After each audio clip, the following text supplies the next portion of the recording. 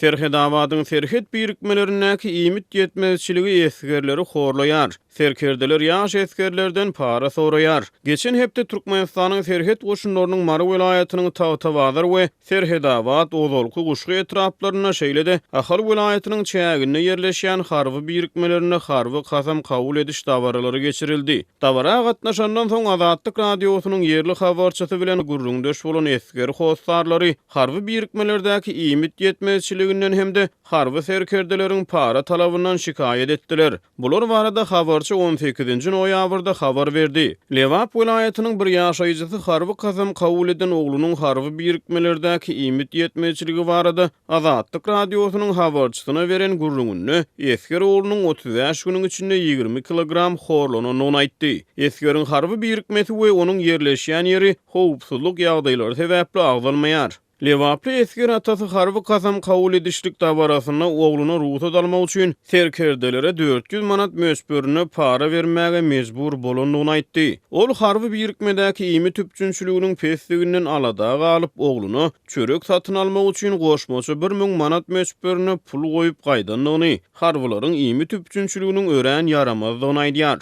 Oglunyň imit yetmezçiligi we imitin hiliniň erbetdigi barada beren maglumatlaryndan soň Lewaply esger atasy mundan welek her ay ogluny azyk we imit üçin pul bermek kararyna gelipdir diýip habarçy aýdýar. Onuň sözlerine görä harby birikmelerde serkerdeler ýaş esgerlerden tamakinçilik bilen pul soraýar. Habarçy Serhedabadyň serhet garnizonuny esgerleriň arasyna Didawşinanyň giň ýaýramagynyň ene atalary alada goýýanyny aýdýar. Onuň maglumatlaryna görä bu garnizonuň çäginde yerleşýän birikmelerde uly esgerleriň ýaş esgerleri ýençmegine ýa-da öldürmegine degişli hadisalar ýygy-ýygydan gaýtalanýar. Munyň netijesinde esgerleriň gullukdan gaçmagy ýaly wakalar köp bolup geçýär.